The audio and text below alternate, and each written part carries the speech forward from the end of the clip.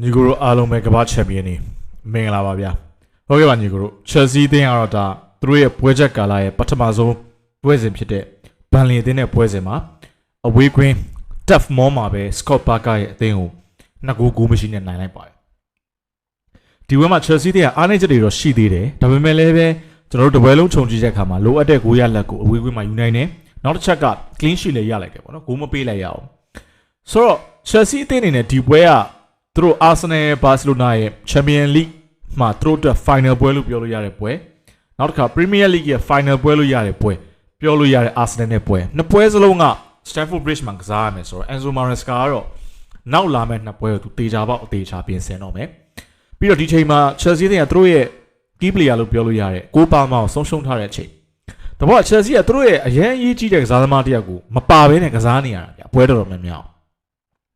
ဒီလိုချိန်မှာဘာပဲဖြစ်ဖြစ်ကျွန်တော်တို့ 2-0 ဆိုတဲ့ရလဒ်တစ်ခုယူလိုက်နိုင်တယ်ဆိုတော့ဒါအများကြီးအပေါင်းလက္ခဏာဆောင်ပါတယ်ဆိုတော့ဒါဒီပွဲရဲ့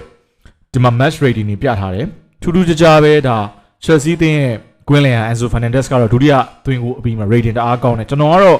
Andre Santos ကိုကျွန်တော်ရွေးလိုက်တယ်ပေါ့နော်ဆိုတော့ Chelsea တင်းအနေနဲ့ဒါပွဲထွက်လာတဲ့လူစင်းက Reece James ပထမပိုင်းပဲပေးကစားတယ်အဲ့လိုပဲ Malo Gusto ကိုလည်းဒုတိယပိုင်းပဲပေးကစားသွားတယ်အနားပေးထားတာပေါ့ဒါတော်တော်လေးကောင်းတဲ့အချက်ပါReece James ကဒီတစ်ပတ်ဆိုလို့ရှိရင် Thomas Tuchel ရဲ့အင်္ဂလန်မှာလည်းအနားရတယ် Malo Gusto ကလည်းဒါတောင်းတိုင်းတစ်ပိုင်းလုံးမကစားရပဲနဲ့အနားရသွားနှစ်ယောက်စလုံးကကြည့်ရတာကျွန်တော်တို့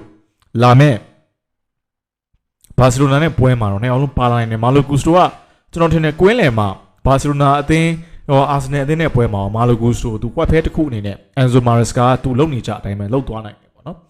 Overlapping fullback လားဒါမှမဟုတ်ကွင်းလယ်မှာ extra midfielder နေရာမှာကစားမလားဆိုတော့ကျွန်တော်အဲ့ဒီပွဲတွေလာရင်ကျွန်တော်တို့ကြည့်ရမှာပါဆိုတော့ Chelsea တဲ့ကိုဒီမှာ Robert Sanchez ကတော့ဒီပွဲမှာဘာမှမလုပ်လိုက်ရတဲ့သဘောပါပဲဟိုပထမတစ်ခေါက်ကတော့ဒါ Enzo Fernandez ကိုတဲကန်တာပေါ့နော်ဒီကိုသမားတကယ်တော့ကိုရမှုပြောတဲ့စကားတိုင်းပြောမယ်ဆိုတော့ IQ တော်တော်နှိမ့်နေကိုသမားဗျခတ်တာလည်းဒီဟာဒီမှာဟိုတချို့တွေကလည်းဘယ်အချက်လက်ကိုကြည့်ပြီးပြောလဲတော့မသိဘူးRobert Sanchez ကတည်ငြိမ်လာတယ်ဘာညာတကယ်တော့ Robert Sanchez တည်ငြိမ်လာတဲ့အထက်ဘယ်လိုပြောရမလဲသူ့Chelsea တင်းနိုင်တဲ့ပွဲတွေမှာသူ့တိတ်ချင်းချောင်းနိုင်တဲ့တစ်ဖက်အသင်းတွေအားနေတာကြောင့်လည်းပါဒီပွဲမှာဆိုရင်ဘန်လီအသင်းကတိုက်စစ်ပိုင်းကတော်တော်လေးအားနေတယ်အဲ့ဒီအပေါ်မှာသူ့အရန်မချင်းချောင်းနိုင်ဘူးပေါ့နော်တကယ်တော့သူ့ထက်ဆိုင်ဒီပွဲကဒါအများကြီးဒါဆဲခံနေရတူစင်တော်မှမဆိုးတဲ့ပွဲလို့ပြောလို့ရတယ်နောက်တစ်ခါဆိုလို့ရှိရင်ဒါဆန်းချက်နဲ့ချလိုပါနဲ့ဆန်းချက်ကချလိုပါကိုချပြီးတော့ဒီဘက်ကိုထွက်လာချင်ပါအဲ့ဒါတော့ချလိုပါဆန်းချက်တဲ့ချလိုပါပူမားရလို့ထင်လက်နဲ့ကောက်ကန်လိုက်တာဗျအကယ်၍များသာ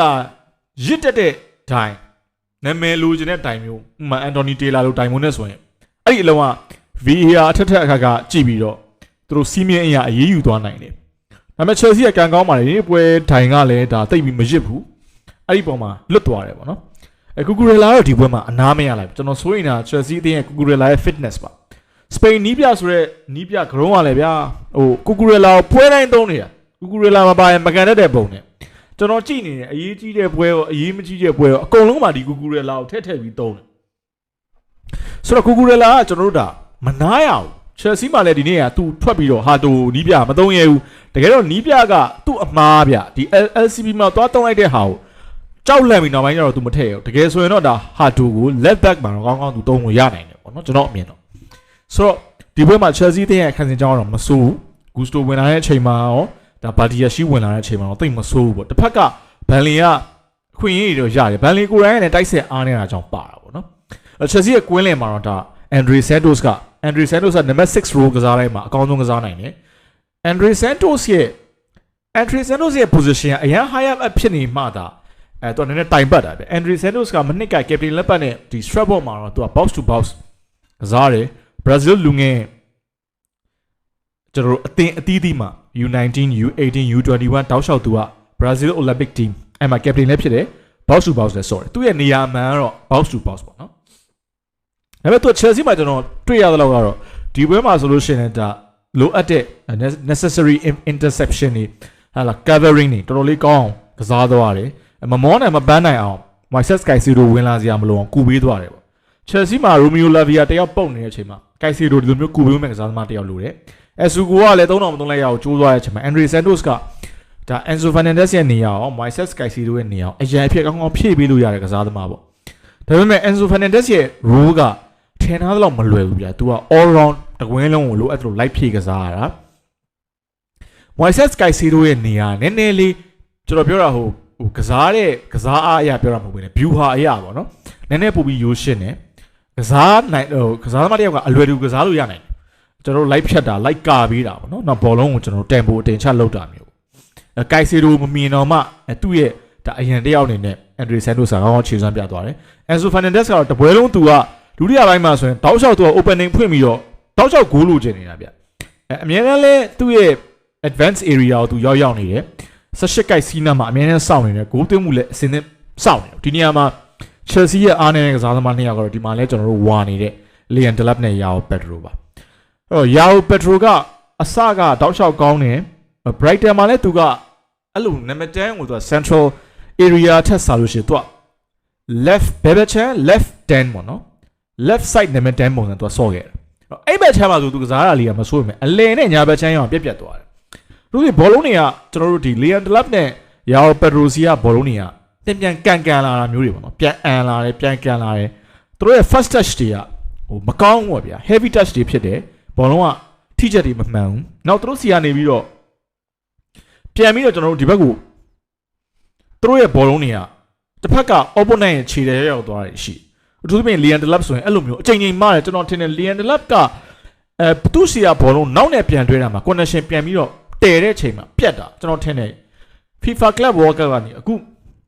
Premier League ပေါ့နော်အခုဆိုရင်ဒါ Premier League မှာသူဘယ်တော့မှလည်းပွဲထွက်ကစားဝင်ရတာမဟုတ်သေးပါဘူးဒဏ်ရာကြောင့်ပြန်လာတာတော့မကြသေးဘူးသူ့ရဲ့အမှား9ကလောက်ရှိသူမှားလိုက်လို့ရှိရင်ပြန်တွဲလိုက်လို့ရှိရင်ကွင်းလယ်လောက်မှာဗျာတစ်ဖက်ရဲ့ခံစင်မှုဒါမှမဟုတ်တစ်ဖက်ရဲ့ကွင်းလယ်လူရဲ့6ထည့်သွားထည့်ပြီး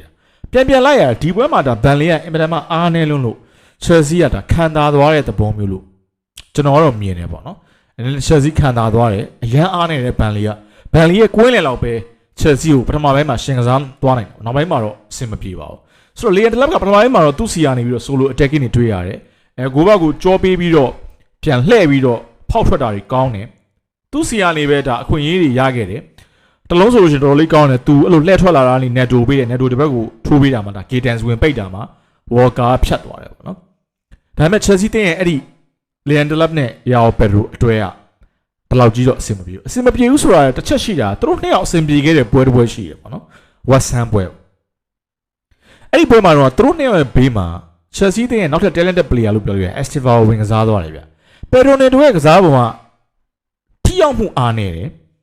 ဂိုးတော့ရတယ်ပေါ့ဗျာ Premier League အတွေ့အကြုံနဲ့သူကစားဟန်ယူရှင်းတယ်သူနဲ့ Gaten နဲ့နှစ်ယောက်လုံးကစားဟန်ယူရှင်းတယ်အဲဒီပွဲမှာတော့ဒါ Gaten ရဲ့ဖြတ်တင်ပုံသူကဒါ diamond header ပေါ့နော် diamond ထိုးပြီးတော့ခေါင်းတိုက်သွင်းသွားတယ်အဲ့ဒီဂိုးက Chelsea တင်းအတွက်တော့အရေးကြီးတယ်အဲ့ဒီဂိုးရပြီးတဲ့အချိန်မှာ Chelsea ကဒါအေးစစ်စစ်ကစားလို့ရသွားတယ်ဒါပေမဲ့ Liam Delap ပြောင်း Pedro နှစ်ယောက်ကိုဖြစ်မနေသုံးမယ်ဆိုလို့ရှိရင် Enzo Maresca အနေနဲ့စဉ်းစားတဲ့နာက Estevao ကိစ္စပါGaten တဲ့ကနာချိုခဏအောက်ထားပြီးတော့အကယ်၍အဲ့နှစ်ယောက်ထားခြင်းတယ်ဆိုလို့ရှိရင် West Ham နိုင်သွားတော့ပွဲရတိုင်းမှာ Netto ပဲပဲချမ်းထားပြီးတော့ Estevao ထားမှုတော့၎င်းကနာချိုထည့်ပြီးတော့ Estevao ထည့်တာမျိုးတော့၎င်းလုတ်တဲ့နေပေါ့အကယ်၍သူက Rodrigo ကိုစိုးရိမ်နေ Pedro Neto ရဲ့ stamina ကိုကြိုက်တယ်ဆိုလို့ရှိရင်တော့ပြောရရင်တော့ဗျာဟိုပုံမှန်လင်းပြောရရင်တော့ Chelsea ရဲ့ Estevao William ကိုလိုနေတယ်လိုအပ်နေတယ်ဒါပေမဲ့ဒီပွဲတွေကတော့ကျွန်တော်ကတော့အပြစ်မပြောချင်ဘူးဆိုတာ तू အနာပေးတာပေါ့ရှေ့နှစ်ပွဲစတိုက်ကစားဖို့ရှိရကြည့်ရတာဘာစီလိုနာပွဲဒါမှမဟုတ်အာဆင်နယ်ပွဲတပွဲမှာတော့ Estevao ကို तू ပွဲချိန်ပြီး3ကျင်နဲ့တူပါတယ်ဒါကြောင့်မလို့လဲဖို့လုပ်ပြီးတော့ Maguire ရဲ့ဒါဖန်တီးပေးမှုကနေပြီးတော့ Enzo Fernandez ကိုသွင်းသွားတဲ့အချိန်မှာ Estevao ကို4-5နဲ့တောင်ပေးမစော့တော့လုံးဝ rest ပေါ့နော်လုံးဝအနာပေးလိုက်တယ်ဆိုတော့ Chelsea တင်းရဲ့ဒီကျွန်တော်တို့ Gaten ဆိုတာတကယ်တော့ဒီပွဲလုံးမှာအဲ့ဒီဖြတ်တယ်မောတစ်ချိန်ပဲများသောအားဖြင့်အချိန်တွေမှာဒါ Gaten ဟာအဲ့ဒီကျွန်တော်တို့ Chelsea တင်းရဲ့ဘယ်ချမ်းနေပြီးတော့ဘန်လီရဲ့ညာချမ်းဖြစ်တဲ့ Walker အသက်35နဲ့သူ့ရဲ့ဒါဦးလေးအရွယ်လောက်ရှိတဲ့ Walker ကိုဖောက်လို့မရဘူးပေါ့နော်ကျွန်တော်တွေ့တော့အဲ့ cross တစ်လုံးမှာပဲကျန်တဲ့အချိန်ဘိုင်းတော်တော်များများကသူလှုပ်ချင်တာလှုပ်လို့မရအောင်နောက်ပြီးတော့ Gaten ကိုကြည့်ရနောက်ပြန်လိုက်တဲ့အပိုင်းတွေမှာတော်တော်လေးအားနေတယ် Netto ကတော့ဒီနေ့ Chelsea တင်းရဲ့အရေးပါတဲ့ကိုသွင်းတယ်ပြီးတော့ကန်ချက်တစ်ချိန်ရဲ့တိုင်းကြီးထွက်သွားတယ်ပေါ့အဲ့တော့ဒီနေ့ပွဲအနေထားမှာတော့ Netto ကမဆိုးလို့ပြောလို့ရတယ် Chelsea တင်းနောက်တစ်ချက်က Maguire ကိုအသုံးချတဲ့ပုံစံကျွန်တော်နားလေတော့ Maguire ခြေစွမ်းမပြနိုင်တဲ့ပွဲကကျွန်တော်အခုတွေ့ရတော့ကတပွဲပဲရှိအဲဆန်နလန်ပွဲက Maguire တယောက်တည်းခြေပြတ်တာမဟုတ်တသိန်းလုံးပြတ်သွားတယ်ကျန်တဲ့ပွဲတွေမှာ Maguire ရဲ့တက်ရောက်မှုတော်လေးများတယ် Liverpool ပွဲ အဲ့ရှေ့ကတပွဲပြီးတော့ဒါ IS နဲ့ပွဲဒီပွဲပေါ့နော်ဒီပွဲဆိုလို့ရှိရင်ဒါ Leon Delap ယာပယ်ရိုတို့ဖောက်လို့မရတဲ့အနေအထားမှာ तू ကဘန်လင်နောက်ခံလူတွန်းစီပြီးကိုကြော်ဖြတ်ပြီးတော့ဒိုးကောင်းလည်းမဆန်ဘူးထိုးပေးသွားတယ် Delap ဆိုလို့ရှိရင်အဲ့လိုမျိုးအလုံးဘယ်ဘက်ချမ်းနေအခွင့်အရေးရတယ်ဒါပေမဲ့ထိုးပေးလိုက်တဲ့အချိန်မှာလိုရမရောက်တော့အစိုးရရဲ့ Enzo Fernandez နဲ့ Peronero နဲ့တောင်းနေတာအဲ့ကစားသမားတွေကိုစိတ်ဆိုးတယ်ခဏတောင်းနေမရဘူးဒီနေ့ Enzo Fernandez ကနေရာယူတာတော်ကောင်းလာတယ်ဗျဒီ box ထဲမှာ positioning ယူတာအရန်ကောင်းလာအစင်းနဲ့အများနဲ့ opening ဖွင့်ထားတယ်ကန်ယုံဝင်းပေါ်သူ့ကိုချပြတာနဲ့ကံမယ်ဆိုတဲ့အနေအထားမျိုးတခါတည်းကျွန်တော်တို့ ready လုပ်ထားတဲ့ပုံစံမျိုးပါဒီပွဲကတော့ Enzo Maresca အတွက်တစ်ချက်ကောင်းသွားတာနိုင်သွားတဲ့အချိန်မှာကစားသမားတော်တော်များများအနားရထားတယ်ဆိုတော့ကျွန်တော်တို့လာမယ့်ပွဲအတွက်ကတော့သူတေချာပြင်ဆင်တော့မယ်သူသဖြင့် Arsenal ပွဲကိုကျွန်တော်တို့ကနိုင်ကျင်တာပါမနိုင်တော့အနှိမ့်ဆုံး Arsenal ကိုတေးကစားနိုင်သူတို့မဆိုးဘူးလို့ကျွန်တော်တို့ပြောလို့ရတယ် Arsenal က Premier League မှာ Champion မဖြစ်ပေမဲ့ 3-4 နှစ်လောက်သူတို့တီငြိမ်နဲ့အသင်းကြီးသတင်းပုံစံဖြစ်နေတယ်ဒီအသင်းကိုသူတို့နိုင်လိုက်ရင်တော့ကောင်းသွားလိမ့်ဒါပေမဲ့ကျွန်တော်တန်တရားရှိတဲ့ Chelsea အသင်းအထောက်တိုက်စစ်တွေပါLeon Delap ယာပယ်ရိုကျွန်တော်တော်လေးတန်တရားရှိရဒီတိုက်စစ်မှုတွေကသူတို့ကိုယ်တိုင်ကိုသွင်းဖို့ထက်ကစားပေါက်6မဲလုတ်ပေးနိုင်အောင်နဲ့ဆိုရင်တော့အဆင်မပြေပါဘူးMan City မှာဆိုကျွန်တော်ဟာနဲ့တောက်လျှောက်ကိုရနေတယ်Arsenal မှာလည်းအဲ့ဒီ Victor Gyökeres ကအဲ့တာဝန်လေးကိုယူထားနိုင်တယ်သူကတော့ချက်စောင့်ကြည့်အောင်ပေါ့နော်နောက်တစ်ခုက Emmanuel Amaga ဒါ Strasbourg ရဲ့ captain လာမယ့်2ယောက်လာမယ်အဲ့ဒီ3ယောက်စလုံးကပြောရမယ်ဆိုလို့ရှိရင်အရင်100တီကို20 30လောက်တွင်းနိုင်တဲ့တိုက်စစ်မှုတွေမဟုတ်တဲ့ပုံမှာနည်းနည်းတော့စိုးရင်စရာရှိပါတယ်ဒီ first touch တွေ heavy touch ဖြစ်တာနောက် final decision အားနေတာပါ Delap နဲ့ရောပဲသူတို့က Leon Delap ဆိုလို့ရှိရင်သူ့ရဲ့ final decision ကအရင်အားနေပါ Chelsea အသင်းအနေနဲ့အထောက်တိုက်စစ်နေရာကမထင်မှတ်ပဲအားနေနေတဲ့နေရာပေါ့နော်အဲ့ဒီနေရာအပေါက်ကြီးနေတော့ကျွန်တော်ထင်တယ်ဒီယာဒီ Premier League Champion ဖြစ်ဖို့ဆိုတာကြီးကတော့ဘလို့မှမဖြစ်နိုင်ဘူးကြာကျွန်တော်တို့ top 4 sport လောက်ပဲမှန်းတာတော့ကောင်းပါတယ်ဟုတ်ကဲ့ပါညီကိုဆိုတော့အခုတစ်ချိန်တည်းကစားနေတဲ့ပွဲတွေပေါ့နော်အရာဒီနေ့ကတော့ကျွန်တော်တို့ဆလန်လန်လဲတီ Brentford ကဒီကဒီမှာတဖြည်းဖြည်းနဲ့အဆင့်6နေရာတော့ရောက်လာပြီလီဗာပူးကတော့ဟာထပ်ပြီးရှုံးနေပြီလီဗာပူးကတော့နော်ဘုံမောက်တို့လည်းဒါဆင်းသွားပြီတဖြည်းဖြည်းနဲ့ဆိုတော့ Chelsea ကဒါမနေ့ပြန် Man City နဲ့ Newcastle ပွဲရှိမယ် Arsenal က Spurs နဲ့ကန်ရမယ်အဲ့ဒီပွဲတွေပြီးသွားလို့ရှိရင်တော့အခြေအနေတစ်ခုသိရမယ်လက်ရှိအနေထားကတော့ Chelsea ကတော့မစိုးသူတို့ DRD ရဲ့ဒါရလက်တစ်ခုထိန်းထားနိုင်တယ်အဆင့်1နဲ့ challenge ချက်ကို gap ကိုတက်နိုင်တယ်လို့သူတို့ short ထားတယ်ဆိုတဲ့ပုံစံမျိုးကျွန်တော်တို့တွေ့ရပါတယ်အဲ့တော့ဒီပွဲမှာကျွန်တော်ကတော့ဒါ Andre Santos ကိုကျွန်တော်ရွေးထားတယ်နောက်ဝင်နေတဲ့ရဆိုလို့ရှိရင်ပါတီရရှိတဲ့တိတ်တော့အမှားရမလို့ပါ Maggie ကိုတော်တော်ကြိုက်ပါတယ် Maggie ကကျွန်တော်ငကိုကလည်းကြိုက်တာဆိုတော့ဘာစီလိုနာနဲ့ပွဲဒီပုံစံနဲ့ဆိုတာ Leon Delap တို့João Pedro တို့တက်ရောက်မှု